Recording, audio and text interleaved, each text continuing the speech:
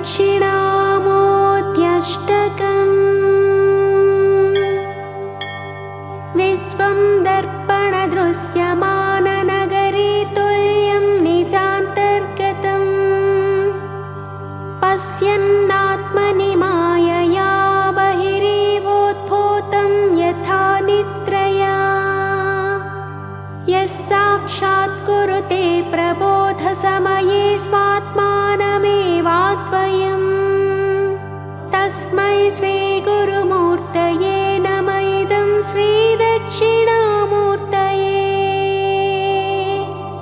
बीजस्यान्तरिवाङ्कुरो जगदिदं प्राज्ञैर्विकल्पं पुनः मायाकल्पितदेशकालकलना वैचित्र्यचित्रे कृतं मायावीव विजृम्भयत्यपि महायोगी वयस्वेच्छया तस्मै श्रीगुरुमूर्तये नमः इदं श्रीदक्षिणामूर्तये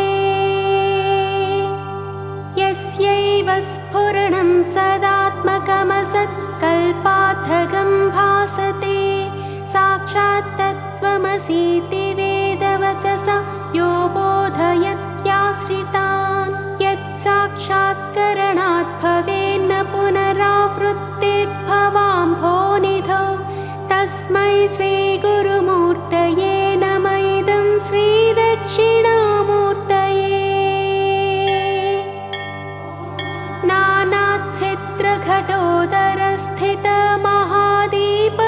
नानाच्छिद्रघटोदरस्थितमहादीपप्रभाभास्वरं ज्ञानं यस्य तु चक्षुरादिकरणद्वारा बहिः स्पन्दते जानामीति तमेव भान्तमनुभात्येतत्समस्तं जगत् तस्मै श्रीगुरुमूर्तये नमः इदं श्रीदक्षिणामूर्तये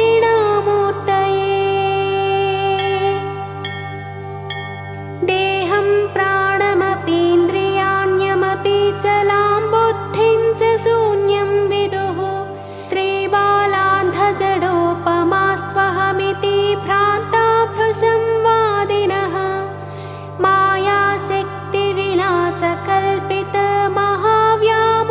मायाशक्तिविलासकल्पितमहाव्यामोहसंहारिणे तस्मै श्रीगुरुमूर्तये नमः इदं श्रीदक्षिणामूर्तये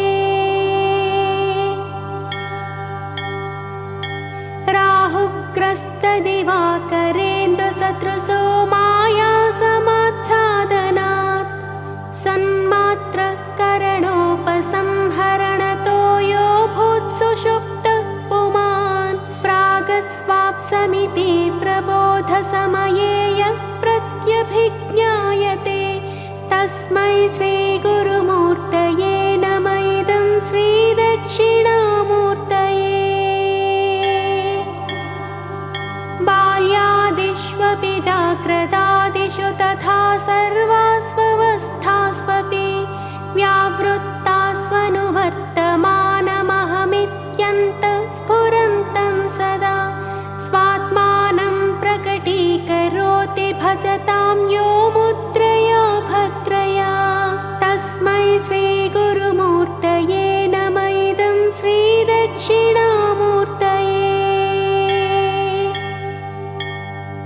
विश्वं पश्यति कार्यकारणतया स्वस्वामि सम्बन्धतः शिष्याचार्यतया तथैव पितृपुत्राद्यात्मना भेदतः स्वप्ने जागृति वा य एष पुरुषो माया परिभ्रामितः तस्मै श्रीगुरुमूर्तये नमः इदं श्रीदक्षिणामूर्तये सर्वात्मत्वमिति स्फुटीकृतमिदं यस्मादमुष्मिन् स्तवे तेनास्य श्रवणात् तदर्थमननाध्यानात् च सङ्कीर्तनात् सर्वात्मत्वमहाविभूतिसहितं स्यादेश्वरत्वं स्वतः सिद्ध्येत्तत्पुनरष्टधा परिणतं चैश्वर्यमव्याहतम् इति श्रीमत्परमहंसपरिव्राजका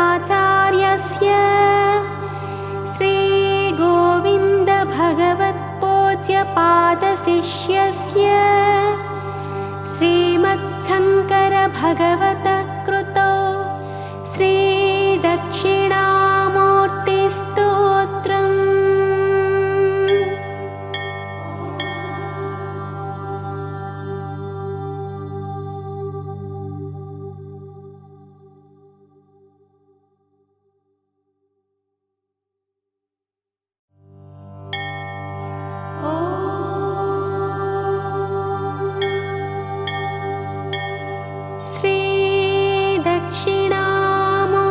श्रीदक्षिणामूर्तिस्तोत्रम्। मौनव्याख्या प्रकटित परब्रह्मतत्त्वं युवानं वर्षिष्ठान्ते वसदृशे गणैरावृतं ब्रह्मनिष्ठैः आचार्येन्द्रं करकलितचिन्मुद्रमानन्दमूर्तिं स्वात्मा रामं मुदितवदनं दक्षिणामूर्तिमीडे वटविटपि समीपे भूमिभागे निषन्नं सकलमुनिजनानां ज्ञानदातारमारात् त्रिभुवनगुरुमीशं दक्षिणामूर्तिदेवं जननमरणदुःखच्छेददक्षं नमामि।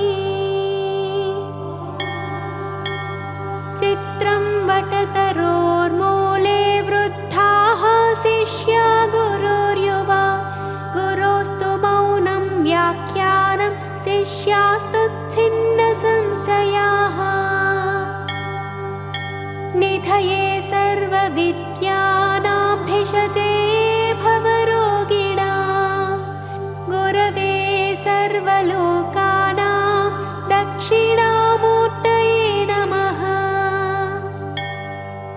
ॐ नमः प्रणवार्थाय शुद्धज्ञानैकमूर्तये निर्मलाय प्रशान्ताय दक्षिणामूर्तये नमः।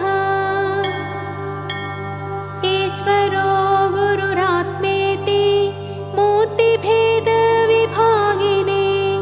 व्योमवद्व्याप्तदेहाय दक्षिणामूर्तये नमः।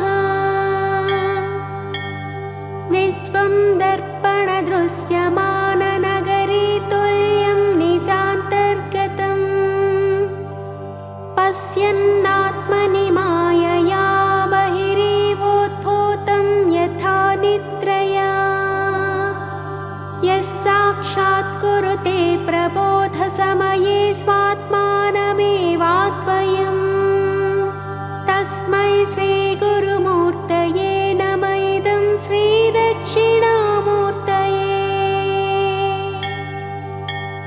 बेजस्यान्तरिवाङ्कुरो जगदिदं प्राज्ञैर्विकल्पं पुनः मायाकल्पितदेशकालकलना वैचित्र्यचित्रे कृतं मायावीव विजृम्भयत्यपि महायोगी वयः स्वेच्छया तस्मै श्रीगुरुमूर्तये नम इदं श्रीदक्षिणामूर्तये।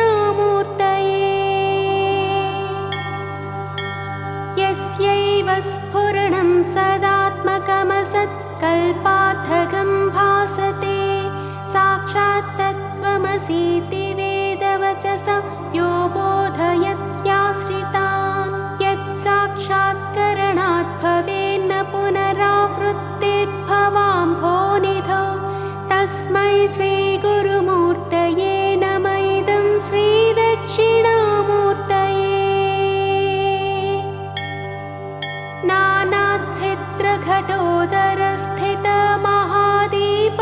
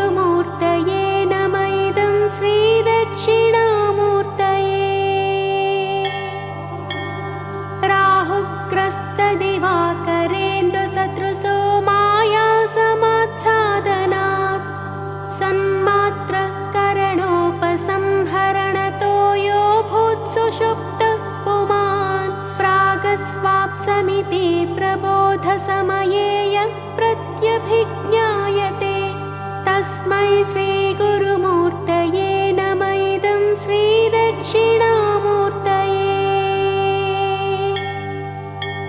बाल्यादिष्वपि जाग्रदादिषु तथा सर्वास्वस्थास्वपि व्यावृत्तास्वनुवर्तमानमहमित्यन्तः स्फुरन्तं सदा स्वात्मानं प्रकटीकरोति भजतां यो मुद्रया भद्रया तस्मै श्रीगुरुमूर्तये नमः इदं श्रीदक्षिणामूर्तये।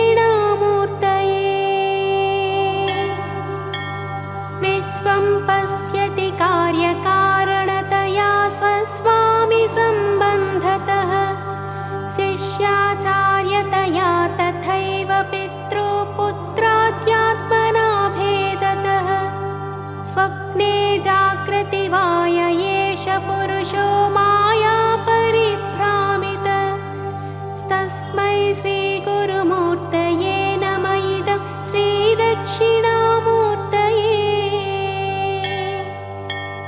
सर्वात्मत्वमिति स्फुटीकृतमिदं यस्मादमुष्मिन् स्तवे तेनास्य श्रवणात् तदर्थमननात् ध्यानात् च सङ्कीर्तनात् सर्वात्मत्वमहाविभूतिसहितं स्यादीश्वरत्वं स्वतः सिद्ध्येत्तत्पुनरष्टधा परिणतं चैश्वर्यमव्याहतम्। श्रीमच्छङ्करभगवतः कृतौ श्रीदक्षिणामूर्तिस्तोत्रम्।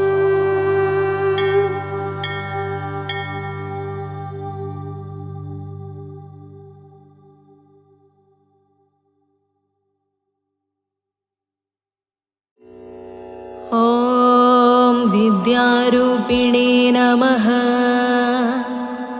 ॐ महायोगिने नमः। ॐ शुद्धज्ञानिने नमः। ॐ पिनाकधृते नमः। ॐ रत्नालङ्कृतस्वर्वाङ्गिने नमः। ॐ रत्नमौळये नमः। ॐ जटाधराय नमः। ॐ गङ्गाधराय नमः। ॐ अचलवासिने नमः। ॐ महाज्ञानिने नमः। ॐ समाधिकृते नमः। ॐ अप्रमेयाय नमः। ॐ योगनिधये नमः। ॐ तारकाय नमः। ॐ भक्तवत्सलाय नमः। ॐ ब्रह्मरूपिणे नमः। ॐ जगद्व्यापिने नमः। ॐ विष्णुमूर्तये नमः। ॐ पुरातनाय नमः। ॐ उक्षवाहाय नमः। ॐ चर्मवाससे नमः। ॐ पीताम्बरविभूषणाय नमः। ॐ मोक्षदायिने नमः। ॐ मोक्षनिधये नमः। ॐ अन्धकारये नमः। ॐ जगत्पतये नमः। विद्याधारिणे नमः। ॐ शुक्लतनवे नमः। ॐ विद्यादायिने नमः। ॐ गणाधिपाय नमः। ॐ प्रौढापस्मृतिसंहर्त्रे नमः। ॐ शशिमौळये नमः। ॐ महास्वनाय नमः। ॐ सामप्रियाय नमः। ॐ अव्ययाय नमः। ॐ साधवे नमः। ॐ सर्ववेदैरलङ्कृताय नमः। ॐ हस्ते वह्निधराय नमः। ॐ श्रीमते मृगधारिणे नमः। ॐ वशङ्कराय नमः। ॐ यज्ञनाथाय नमः। ॐ कृतुध्वंसिने नमः। ॐ यज्ञभोक्त्रे नमः। ॐ यमान्तकाय नमः। ॐ भक्तानुग्रहमूर्तये नमः। ॐ भक्तसेव्याय नमः। ॐ वृषध्वजाय नमः। ॐ भस्मोद्धूलितसर्वाङ्गाय नमः। ॐ अक्षमालाधराय नमः। ॐ महते नमः। ॐ त्रयीमूर्तये नमः। ॐ परब्रह्मणे नमः। ॐ नागराजैरलङ्कृताय नमः।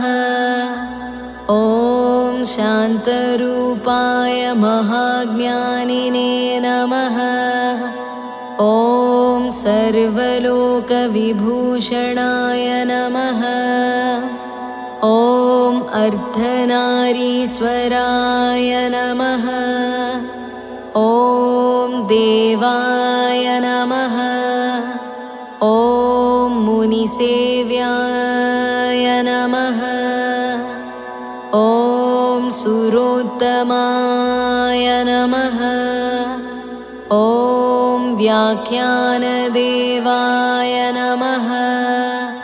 ॐ भगवते नमः। ॐ रविचन्द्राग्निलोचनाय नमः। ॐ जगद्गुरवे नमः। ॐ महादेवाय नमः। ॐ महानन्दपरायणाय नमः। ॐ जटाधारिणे नमः। ॐ महायोगिने नमः। ॐ ज्ञानमालैरलङ्कृताय नमः। ॐ व्योमगङ्गाजलस्थानाय नमः। ॐ विशुद्धाय नमः। ॐ यतये नमः। ॐ ऊर्जिताय नमः। ॐ तत्त्वमूर्तये नमः। ॐ महायोगिने नमः। ॐ महासारस्वतप्रदाय नमः। ॐ व्योममूर्तये नमः। सर्वभूतानामिष्टाय नमः। ॐ कामफलप्रदाय नमः। ॐ परमूर्तये नमः। ॐ चित्स्वरूपिणे नमः। ॐ तेजोमूर्तये नमः। ॐ अनामयाय नमः। ॐ वेदवेदाङ्गतत्त्वज्ञान नमः। ॐ चतुष्षष्टिकलानिधये नमः। ॐ भवरोगभयध्वंसिने नमः। ॐ भक्तानामभयप्रदाय नमः। ॐ नीलग्रीवाय नमः। ॐ ललाटाक्षाय नमः। ॐ गजचर्मणे नमः। ॐ गतिप्रदाय नमः। ॐ अरागिणे नमः। ॐ कामदाय नमः। ॐ तपस्विने नमः। ॐ विष्णुवल्लभाय नमः। ॐ ब्रह्मचारिणे नमः। ॐ सन्न्यासिने नमः। ॐ गृहस्थाश्रमकारणाय नमः। ॐ दान्ताय नमः। ॐ सेमवतां श्रेष्ठाय नमः। ॐ सत्यरूपाय नमः। ॐ दयापराय नमः। ॐ योगपट्टाभिरामाय नमः। ॐ वीणाधारिणे नमः। ॐ विचेतनाय नमः। ॐ मतिप्रज्ञासुधाधारिणे नमः। ॐ मुद्रापुस्तकधारणाय नमः। ॐ वेताळादिपिशाचौघराक्षसौघविनाशनाय नमः। ॐ रोगाणां विनिहन्त्रे नमः। ॐ सुरेश्वराय नमः। इति श्रीदक्षिणामूर्ति अष्टोत्तरशतनामावलिः।